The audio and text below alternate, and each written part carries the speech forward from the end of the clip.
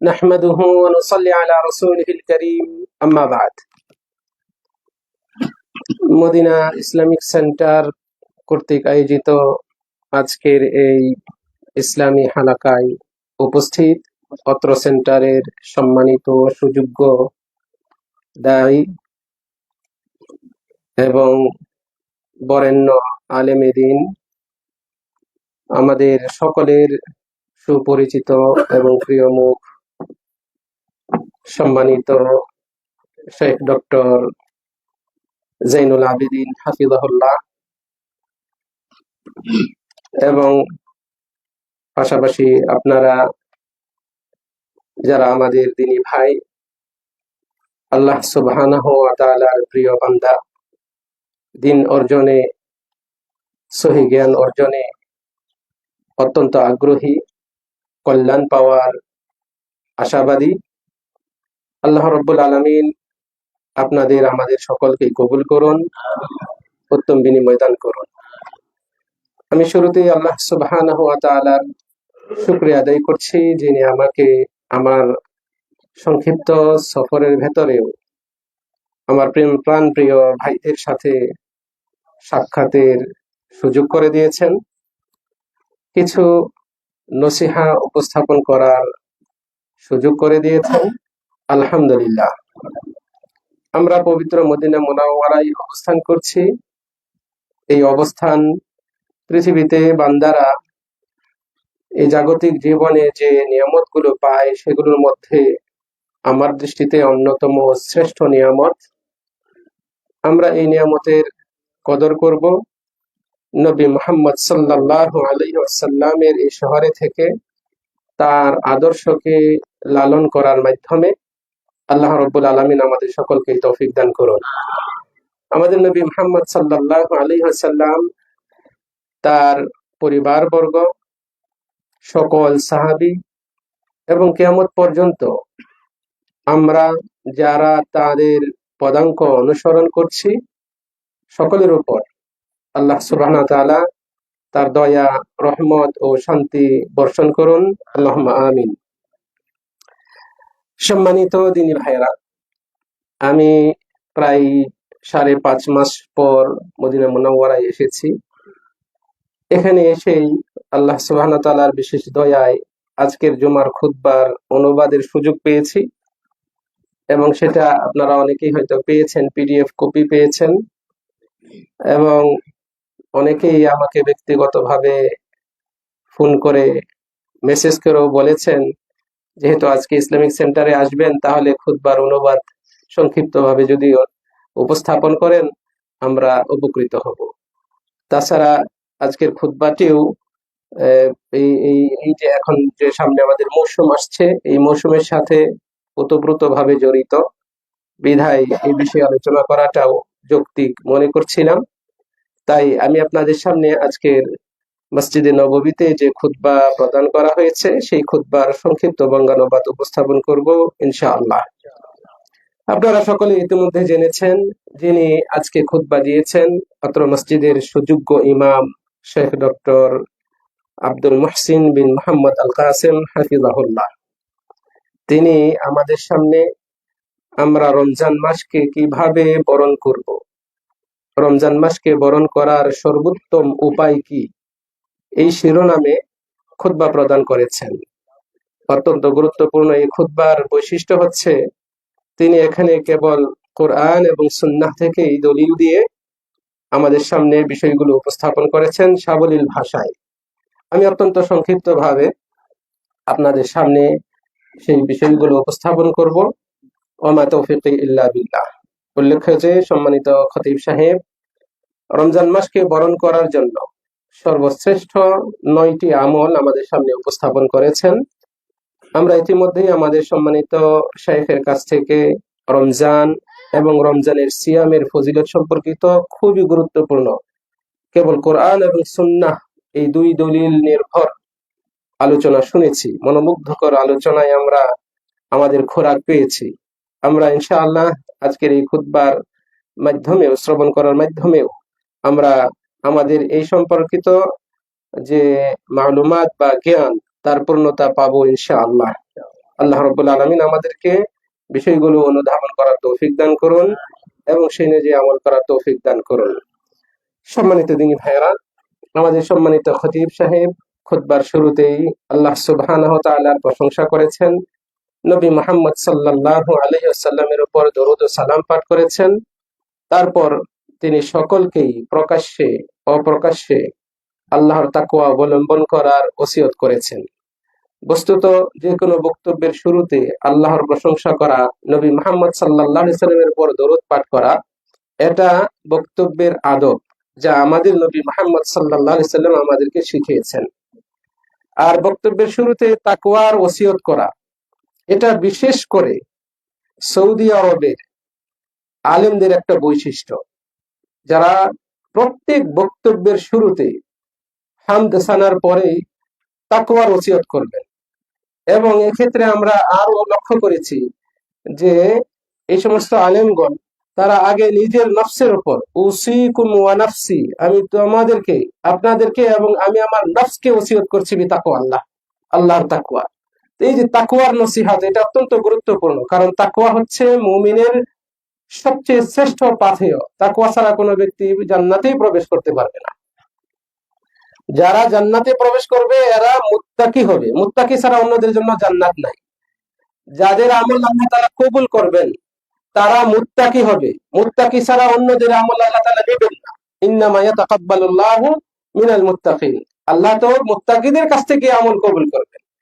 ফলে তাকওয়ার ওসিয়ত এত গুরুত্বপূর্ণ, যার কারণে প্রত্যেক আলেম, এই বিশেষ করে আমাদের এই দেশের, এই হারামাইনের দেশের আলেমদেরকে আমরা এই ব্যাপারে মানে আমাদের মডেল হিসেবে পাই। আলহামদুলিল্লাহ, আমরা আলহামদুলিল্লাহ এই শিক্ষা নিয়ে আমাদের দেশে এবং অন্যান্য দেশে যারা যাচ্ছেন তারা এই দাওয়াতই পৌঁছে দিচ্ছেন। আল্লাহ রাব্বুল আলামিন আমাদেরকে এই জাতীয় ভালো কাজগুলো আরো বেশি বেশি করে জানার ও প্রচার করার তৌফিক দান করুন।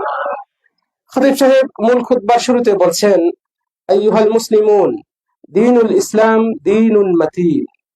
হে মুসলমানগণ, ইসলাম ধর্ম হচ্ছে একটি শক্তিশালী ধর্ম। এই ধর্মের ভিত্তি বেশ কয়েকটি রুকনের উপর, এই ধর্ম বেশ কয়েকটি রুকনের উপর প্রতিষ্ঠিত।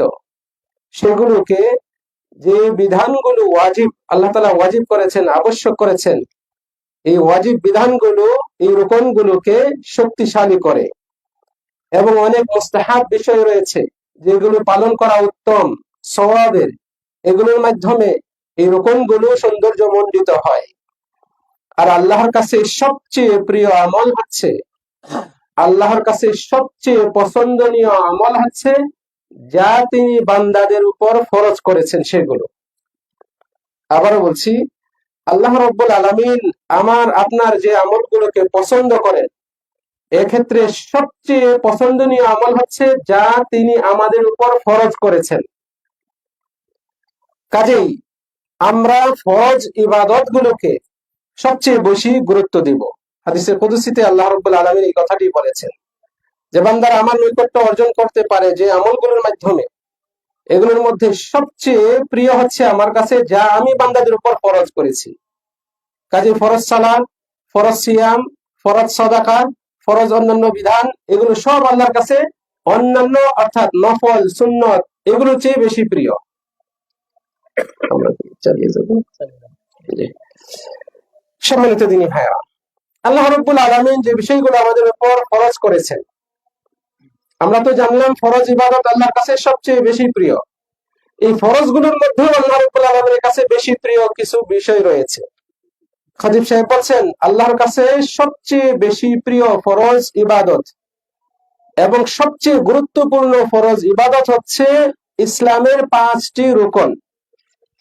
এই 5টি রুকনের কোনো একটা রয়েছে যেগুলো বান্দাকে দিন রাত 24 ঘন্টায় ধারণ করতে হবে, যেমন কালেমা, শাহাদা তথা তাওহীদ। আপনাকে 1 সেকেন্ডের জন্য তাওহীদ থেকে বের হওয়া যাবে না, ঈমান থেকে বের হওয়া যাবে না। প্রথম রুকন যেটা শাহাদাতাইন। কিছু রুকন রয়েছে যেগুলো ব্যক্তির জীবনের প্রত্যেকটা দিন বারবার পালন করতে হয়, দৈনিক বারবার, মানে একাধিকবার সেটা আমলে নিয়ে আসতে হয়। যেমন নামাজ, দ্বিতীয় রুকন, সালাহ যেটা। কিছু রোকন রয়েছে যেগুলো ব্যক্তির সারা জীবনের কোনো একবার পালন করলেই যথেষ্ট। যেমন কে বলতে পারবেন? হজ। আবার কোন রোকন রয়েছে যেগুলো ব্যক্তি বছরে একবার পালন করলেই একবার পালন করতে হয়।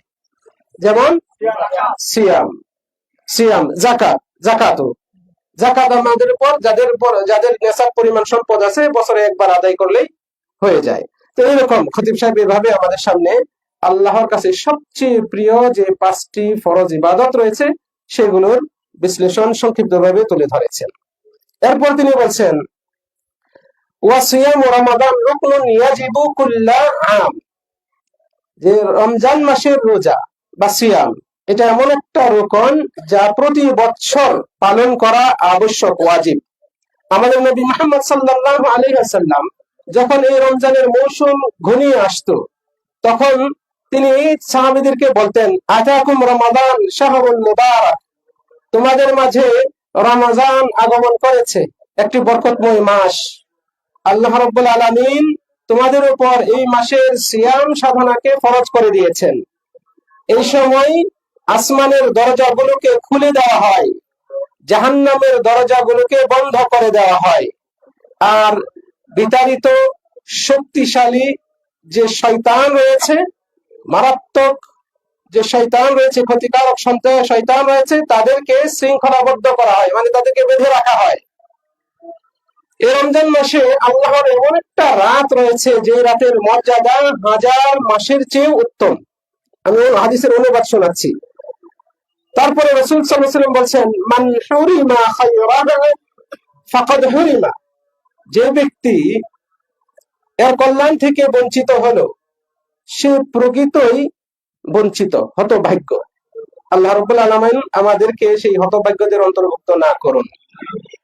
খতিব সাহেব বলছেন আল্লাহ রাব্বুল আলামিন এই রমজানের রোজাগুলোকে নিজের সাথে সম্পৃক্ত করেছেন, নিজের পবিত্র সত্তার সাথে সম্পৃক্ত করে ঘোষণা দিয়েছেন যে তিনি নিজে এর বিনিময় দান করবেন। যারা সিয়াম পালন করে তিনি নিজে এর বিনিময় দান করবেন। এই কথাটা হাদিসে আসছে।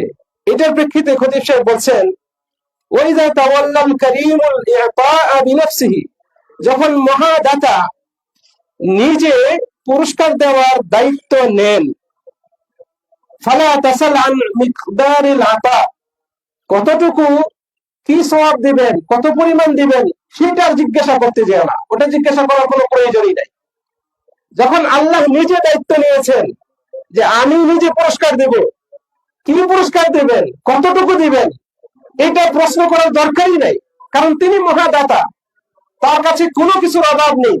তিনি শুধু দিতেই থাকেন, কিন্তু তার কাছ থেকে কমে না। কাজেই কতটুকু দিবেন এটা প্রশ্ন করার কোনো প্রয়োজনই নেই। খতিব সাহেব এই কথা বলার পর একটি হাদিসে কুদসি থেকে এবার দলিল উল্লেখ করছেন, যেখানে স্বয়ং আল্লাহ তাআলা বলছেন কুল্লু আমাল ইবনে আদম লাহু ইল্লা সিয়াম, আদম সন্তান যত আমল করে এগুলো সবই তার জন্য, তবে সিয়াম ব্যতীত। ফাইন্নাহু লি ওয়া আনা আজজি বিহি, কারণ সিয়াম হচ্ছে আমার জন্যই, আমি এর প্রতিদান দেব। সহিহ বুখারী এবং মুসলিমের এই হাদিসে আল্লাহ রাব্বুল আলামিন এইভাবে উল্লেখ করছেন। ইবনে হাজার আসকালানী এই হাদিসের ব্যাখ্যায় বলছেন যে সকল আলেম একমত যে এখানে সিয়াম দ্বারা উদ্দেশ্য হচ্ছে ওই ব্যক্তির সিয়াম যে ব্যক্তি সিয়াম পালনের সময় কথা, কাজ এরকম যা সে প্রকাশ করে এই জাতীয় মানে অন্যায় থেকে, মুখ দ্বারা অথবা কাজের মাধ্যমে যে অন্যায় ঘটে এই জাতীয় অন্যায় থেকে যে ব্যক্তি হেফাজতে থাকতে পারে সেই ব্যক্তির সিয়াম এখানে উদ্দেশ্য করা হয়েছে। যে সিয়ামের সওয়াব বা ফজিলত প্রতিদান স্বয়ং আল্লাহ দেবেন, সেই সিয়াম হবে ওই ব্যক্তির যে তার কথা দ্বারা, যে তার কর্ম দ্বারা কোনো অন্যায় করে নাই সিয়াম সাধনের সময়। কাজেই সিয়ামরত অবস্থায় আমরা অন্যায়, অশ্লীল, পাপাচার থেকে অবশ্যই বিরত থাকবো, তবেই আমরা স্বয়ং আল্লাহর কাছ থেকে এর বিনিময় পাবো। আল্লাহ তাআলা আমাদেরকে তৌফিক দান করুন। খতিব সাহেব তারপরে বলছেন রমজান মাস হচ্ছে একটা সম্মানিত মেহমান, এই মাস হচ্ছে মেহমানের মতো, যে আগমন করে আবার প্রস্থান করে চলে যায়। মৌসিমুন আজিজ, একটি শক্তিশালী সম্মানিত মৌসুম। ইউস্তাকবালু বিল বিশারাতি ওয়াস সুরুর, এই রমজান মাসকে গ্রহণ করতে হয়, স্বাগত জানাতে হয় আনন্দ উদ্দীপনার মাধ্যমে। রমজান মাস আসছে, ঘনিয়ে আসছে, এতে প্রকৃতপক্ষে যারা মুমিন তারা আনন্দিত হয়, খুশি হয়। এই মাস পেয়ে রমজানের সিয়াম সাধনা করবে, কিয়ামুল লাইল পালন করবে, জিকির আজকার করবে, বেশি বেশি কোরআন তেলাওয়াত করবে, আল্লাহ রাব্বুল আলামিনের কাছ থেকে গুনাহগুলো মাফ করিয়ে নেবে, নিজেকে আল্লাহর কাছে সুপর্দ করবে, আল্লাহর সান্নিধ্যে নিয়ে যাবে। এটা তাদেরকে আনন্দে দেয়, এটা ভাবলে আনন্দে দেয়। তো প্রকৃতপক্ষে মুমিন বান্দারা রমজান মাসকে স্বাগত জানায় আনন্দ উৎফুল্লতার মাধ্যমে, সাথে সাথে। তিনি বলছেন ওমিন খাইরি মা ইউস্তাকবালু বিহি রমাদান, রমজান মাসকে এই স্বাগত জানানোর সর্বোত্তম উপায় হচ্ছে, এই কথা বলে তিনি এক এক করে 9টা উপায় আমাদের সামনে উপস্থাপন করেছেন। প্রথমে তিনি বলছেন আল ইহসানু ক্বাবলা কুদুমি, রমজান আগমন করার আগে সৎকর্ম নেক আমলগুলো শুরু করা। ইহসান এর এক বহু ব্যাখ্যা রয়েছে। তো বিশেষ করে রমজানের আগেই রমজান কেন্দ্রিক যে ইবাদতগুলো রয়েছে এইগুলো আগে থেকেই শুরু করে দেওয়া। রমজানে আমরা সিয়াম সাধনা করি, রমজান আসার আগেই এই শাবান মাসে আমরা সিয়াম পালন করব। রমজান মাসে কোরআন তেলাওয়াত করি, কোরআন তেলাওয়াতের মাস, এই শাবান মাসে আমরা কোরআন তেলাওয়াত করব। আমাদের সালাফগণ এই শাবান মাস আসলে এই মাসকে তারা শাহরুল কুররা বলে আখ্যায়িত করতেন। শাহরুল কুররা মানে কারীদের মাস, কোরআন তেলাওয়াতকারীদের মাস। তারা এই শাবান মাসে বেশি বেশি করে কোরআন তেলাওয়াত করতেন, অভ্যস্ত হতেন, অনুশীলন করতেন, যাতে রমজান মাসে আরো বেশি করে এই আমলগুলো করতে পারে। তো এইভাবে রমজান কেন্দ্রিক যে আমলগুলো রয়েছে এগুলো আমরা আগে থেকে শাবান মাসে যদি অনুশীলন করি, তাহলে রমজান মাসে এগুলো পালন করা আমাদের জন্য আরো সহজ হয়ে যাবে, যেহেতু আমরা আগে থেকেই অনুশীলন করার মাধ্যমে অভ্যস্ত হয়ে গেলাম। এইভাবে রমজান মাস আসার আগেই প্রস্তুতি গ্রহণ করা।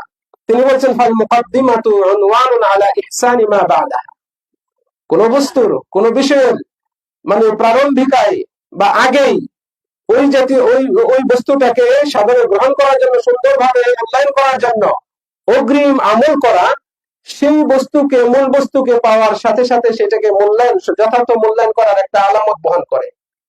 কাজে রমজান মাস আসার আগেই যদি আমরা শাবানে আমলগুলো ঠিক মতো শুরু করে দিতে পারি, তাহলে আমরা রমজান মাসকে সুন্দরভাবে মূল্যায়ন করতে পারবো। এটা একটা ইঙ্গিত বহন করে আমাদের এইভাবে মূল্যায়ন করার মাধ্যমে। তিনি বলছেন শাহরু রমাদান শাহরুল হাসাদ, রমজান মাস হচ্ছে ফসল ঘরে তোলার মাস। রমজান মাস ফসল ঘরে তোলার মাস। তাহলে ফসল তো আপনাকে আগে ফলাতে হবে, সেই ফলাতে হবে আমাদেরকে শাবান মাস প্রস্তুতি নিয়ে শুরু করার মাধ্যমে। নবী মুহাম্মদ সাল্লাল্লাহু আলাইহি ওয়াসাল্লাম শাবান মাস আসলেই প্রস্তুতি গ্রহণ করতেন। তাই তো মা আয়েশা রাদিয়াল্লাহু আনহা বলছেন যে লাম আরান নবী সাল্লাল্লাহু আলাইহি ওয়াসাল্লাম সামা মিন শাহরিন কত আকসারা মিন সিয়ামিহি মিন শাবান, আমি রাসূল সাল্লাল্লাহু আলাইহি ওয়াসাল্লামকে শাবান মাসের চেয়ে এত বেশি পরিমাণ রোজা রাখতে দেখিনি অন্য কোনো মাসে। কারণ এরপরে তো রমজান মাস আসছে, কারণ রমজান মাসের মূল ইবাদত হচ্ছে সিয়াম পালন করা। এইটাতে যেন কোন রকমের নেতিবাচক প্রভাব না পড়ে, তিনি শাবান মাসে আগে থেকেই প্রস্তুতি নিয়ে বেশি বেশি করে রোজা রাখতেন। খতিব সাহেব বলছেন রমজান মাস হচ্ছে মেহমান, যা খুব দ্রুতই চলে যায়। আল্লাহ রাব্বুল আলামিন বলেছেন আইয়াম মাদুদাত, আইয়ামাম মাদুদাত, হাতে গোনা কয়েকটা দিন, সুনির্দিষ্ট কিছু দিন মাত্র, 30টা দিন বা 29টা দিন।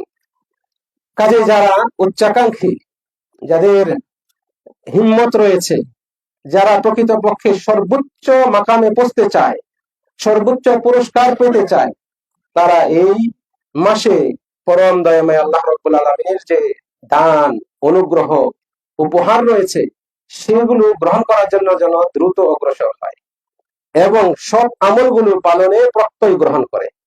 তাহলে এই সময় এই রমজান মাস আসার আগেই আমাদের যে কাজ, মুমিনদের যে প্রস্তুতি, তার একটা হচ্ছে যে দৃঢ় প্রত্যয় গ্রহণ করা, আমি এই আমলগুলো ভালোভাবে পালন করব, সেই হিসেবে এখন থেকে শুরু করে দেওয়া। এই মর্মে খতিব সাহেব বলছেন এই ক্ষেত্রে আমাদের মাথায় রাখতে হবে যে সকল সৎকর্মের মূল হচ্ছে আপনার বিশুদ্ধ নিয়ত। নিয়ত যদি ঠিক না থাকে তাহলে আপনি যত আমলই করেন না কেন, এটা আল্লাহ রাব্বুল আলামিন কবুল করবেন না। আল্লাহ রাব্বুল আলামিন বলছেন, নবীকে উদ্দেশ্য করে বলছেন, কুল ইন্নী উমিরতু আন আ'বুদাল্লাহ মুখলিসান লাহুদ্দিন। হে নবী, আপনি বলে দিন, আমি আদিষ্ট হয়েছি আমি আল্লাহর ইবাদত করব, দ্বীনের একনিষ্ঠ হয়ে ইবাদত গুলো পালনে আমি একেবারে একনিষ্ঠ ইখলাসের সাথে আমি ইবাদত পালন করব, এই মর্মে আমাকে আদেশ করা হয়েছে। তাই ইখলাস ব্যতীত আপনার ইবাদত কবুল হবে না।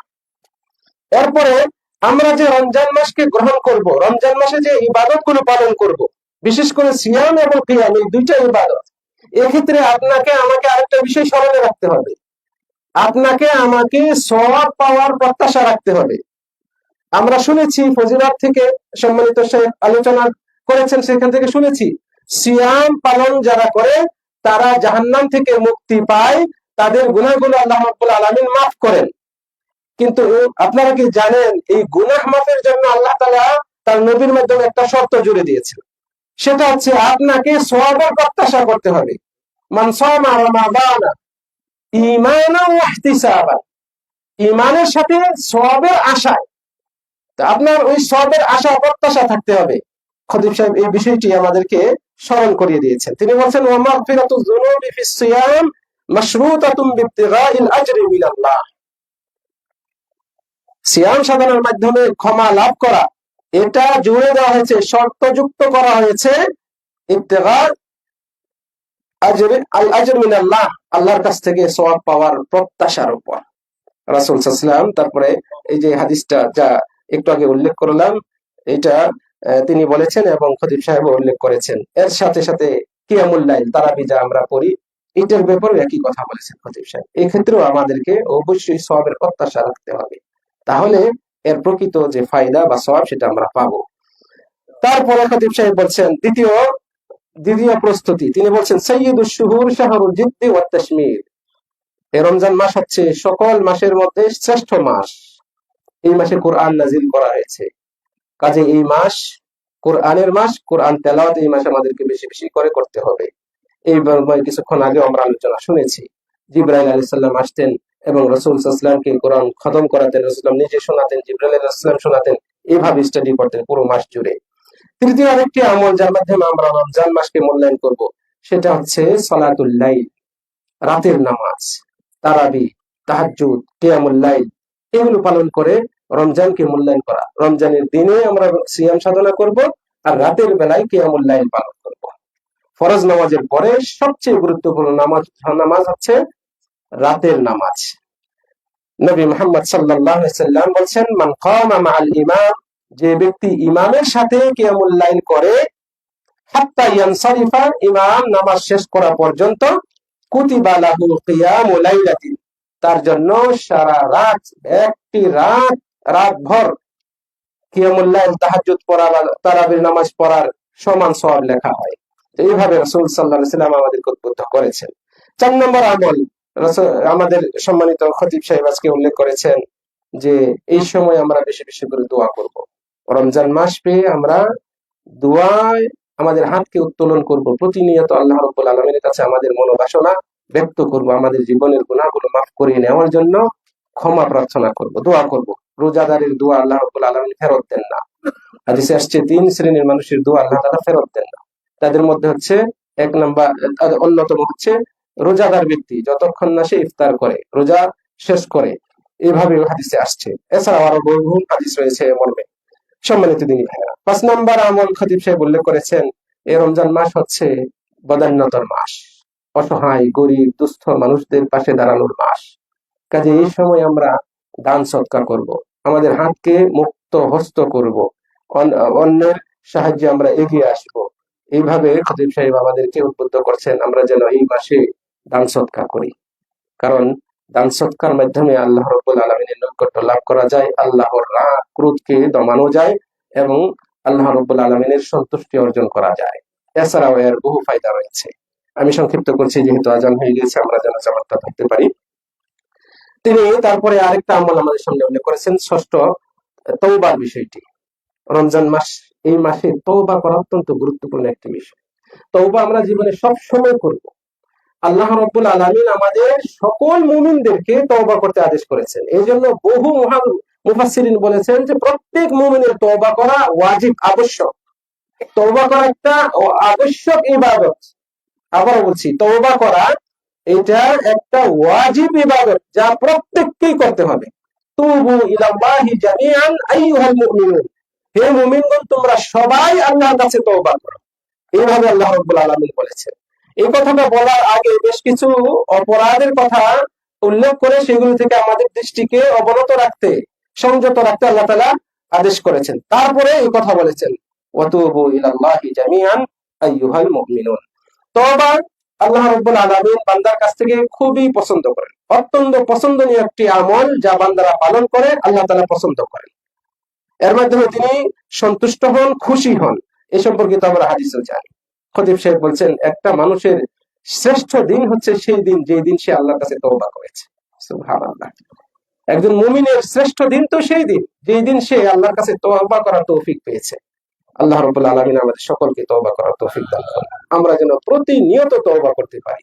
তওবা করার জন্য আনুষ্ঠানিকতার প্রয়োজন নাই, আলেম ওলামাদেরকে ডেকে আনার প্রয়োজন নাই, বিশেষ খাবার আয়োজনের প্রয়োজন নাই। আপনি আল্লাহর সামনে বসে যান, তওবা করেন। রাসূল সাল্লাল্লাহু আলাইহি ওয়াসাল্লাম এরকম প্রত্যেকটা বৈঠকে 100 বার বা তার চেয়েও বেশি তওবা করতেন। আব্দুল্লাহ বিন ওমর রাদিয়াল্লাহু আনহু বলেন, এরকম প্রত্যেক বৈঠকে আমি বলে দেখেছি তিনি 100 বার এই দোয়া পড়তেন, রব্বিগফিরলি ওয়া তুব আলাইয়া ইন্নাকা আনতাত তাওয়াবুর রাহিম। এই যে তওবার একটা অন্যতম দোয়া, শ্রেষ্ঠ দোয়া, এটা রাসূল সাল্লাল্লাহু আলাইহি ওয়াসাল্লাম প্রত্যেক বৈঠকে 100 বার বা তার চেয়ে বেশি বার পড়তেন। আমাদের কতবার পড়া উচিত? এরপর আরেকটি আমল হচ্ছে ইস্তিগফার করা, 7 নম্বর আমল। খতিব সাহেব যা উল্লেখ করেছেন, ইস্তিগফার করা। আল্লাহু আকবার। যারা ইস্তিগফার করে তাদের উপর আল্লাহর গজব আসে না। যারা প্রতিনিয়ত ইস্তিগফারে অভ্যস্ত হয়ে যায়, রব্বুল আলামিন তাদের উপর আযাব পাঠান না, বালা মুসিবত দেন না, সহজে বালা মুসিবত তাদেরকে গ্রাস করে না। পাশাপাশি 2 3 জন 4 5 জন রয়েছে, পাশের মানুষ বা কোন মুসিবতে পড়ে যায়, কিন্তু এই ব্যক্তিকে আল্লাহ তাআলা হেফাজত করে ফেলে ইস্তিগফারের কারণে। ইস্তিগফার এত পাওয়ারফুল একটি ইবাদত। সম্মানিত দিনী ভাইরা, তারপরে খতিব সাহেব 8 নম্বরে বলছেন, রমজানে একজন রোজাদারের সৌন্দর্য হচ্ছে, তার গলার মালা হচ্ছে আল্লাহর জিকির করা। আল্লাহু আকবার। কত শ্রেষ্ঠ ইবাদত এটা, আল্লাহর জিকির। আল্লাহ রাব্বুল আলামিনের কাছে সবচেয়ে প্রিয় এবং আল্লাহর কাছে সবচেয়ে সম্মানিত ইবাদত হচ্ছে এটা। লাইসা শাইউন আকরামা ইনদাল্লাহ মিনাদ দুআ। দোয়া চেয়ে আল্লাহর কাছে সম্মানিত কিছু নাই। কোন কোন মুহাদ্দিস, আমাদের সালাফদের মধ্যে অনেকে বলছেন, এটার ব্যাখ্যায় জিক্রুল্লাহর কথা বলছেন, যে আল্লাহর জিকিরের চেয়ে শ্রেষ্ঠ কোন ইবাদত আল্লাহর কাছে নাই। এত গুরুত্বপূর্ণ। কোরআনে আল্লাহ রাব্বুল আলামিন এই একটা ইবাদতের ব্যাপারে বহু জায়গায় বলেছেন যে তোমরা বেশি বেশি জিকির করো। উযকুরুল্লাহা যিকরান কাসীরা ওয়ায-যাকিরিনা আল্লাহা কাসীরান ওয়ায-যাকিরা। বেশি বেশি ইবাদত যেটা পালন করতে বলেছেন আল্লাহ তাআলা, সেটা হচ্ছে এই আল্লাহর জিকির। কোরআন মাজিদে আল্লাহ তাআলা এই কথাটা বলেছেন। ইবনুল কাইয়্যিম রাহিমাহুল্লাহ তিনি বলেন, প্রত্যেক ইবাদত পালনকারীদের মধ্যে সবচেয়ে শ্রেষ্ঠ হচ্ছে সেই ব্যক্তি যে ওই ইবাদত পালনে বেশি আল্লাহর জিকির করে। তাহলে রোজাদারদের মধ্যে শ্রেষ্ঠ রোজাদার, সবচেয়ে আল্লাহর কাছে প্রিয় রোজাদার সেই ব্যক্তি যে রোজা রেখে বেশি জিকির করেছে। নামাজীদের মধ্যে শ্রেষ্ঠ নামাজি সেই ব্যক্তি যে নামাজে বেশি জিকির করেছে, রুকু সাজদার শেষ বৈঠকে এইভাবে, অথবা কিয়ামের মধ্যে যে ব্যক্তি বেশি জিকির করেছে। কোরআন তেলাওয়াতও কিন্তু আল্লাহর জিকির। তাহলে যে ব্যক্তি বেশি তেলাওয়াত করে তার নামাজটা আল্লাহর কাছে বেশি প্রিয়, যে সংক্ষিপ্ত করে তার চেয়ে। এইভাবে প্রত্যেক ইবাদতে যে বেশি জিকির করে, ওই সেম ইবাদতকারীদের মধ্যে এই ব্যক্তি আল্লাহর কাছে বেশি প্রিয়। কাজে রমজানের অন্যতম শ্রেষ্ঠ ইবাদত হচ্ছে বেশি বেশি জিকির করা। আমরা এই জিকিরের মাধ্যমে রমজানকে বরণ করে নেব। আল্লাহ তাআলা তৌফিক দান করুন। খতিব সাহেব সর্বশেষ যে আমলটি আমাদেরকে স্মরণ করে দিয়েছেন, সেটা হচ্ছে সালামাতুল কলবি মিনাদ দানাসি ওয়াল মাআসি। নিজের অন্তরকে সব রকমের অন্যায় পাপ থেকে মুক্ত রাখার প্রচেষ্টা করা। এটা রিফাতুল লিসসাইম, রোজাদারের সম্মানকে বৃদ্ধি করে দেয়। অন্যায় পাপ থেকে মুক্ত রাখা, হিংসা বিদ্বেষ থেকে অন্তরটাকে হেফাজত করে রাখা, এটা রোজাদারের সৌন্দর্য বৃদ্ধি করে, সম্মানকে বৃদ্ধি করে। আল্লাহ তাআলা বলছেন, ইয়াউমা লা ইয়ানফাউ মালুন ওয়ালা বানুন, সেই দিন ধন সম্পদ সন্তান সন্ততি কোনো কাজে আসবে না, ইল্লা মান আতাল্লাহা বিকলবিন সালিম, তবে যে ব্যক্তি আল্লাহর কাছে আসবে প্রশান্ত এবং একেবারে কি বলা হয় পরিশুদ্ধ অন্তর নিয়ে, সেই ব্যক্তির এই প্রশান্ত বা পরিশুদ্ধ হৃদয় নিয়ে আগমন করাটাই তার জন্য উপকারে আসবে। যাই হোক, আল্লাহ রব্বুল আলমিনের কাছে এই সংক্ষিপ্ত আলোচনা শেষে কামনা করি রব্বুল আলমিন আমাদেরকে রমজানের প্রস্তুতিমূলক যে বিষয়গুলো আমরা খুতবার মাধ্যমে শুনেছি সেগুলো আমল করার তৌফিক দান করুন। আমাদের সম্মানিত শাইখ রমজানের ফজিলত, সিয়ামের ফজিলত সম্পর্কে যা আমাদের সামনে উপস্থাপন করেছেন, আমরা যেন সেগুলো আমল করতে পারি। রব্বুল আলমিন আমাদেরকে তৌফিক দান করুন। আমি অত্যন্ত আনন্দিত আপনাদের মাঝে আজকে উপস্থিত হতে পেরেছি। রব্বুল আলমিন আমাদের এই উপস্থিতিকে, আপনাদের এই উপস্থিতিকে কবুল করে নিন এবং এটার উত্তম বিনিময় আমাদেরকে দান করুন। যারা আজকের আয়োজন করেছেন রব্বুল আলমিন তাদেরকে উত্তম বিনিময় দান করুন। এই কামনা রেখে আমার আলোচনা শেষ করছি। أقول قولي هذا وأستغفر الله لي ولكم ولسائر المسلمين من كل ذنب فاستغفروه إنه هو الغفور الرحيم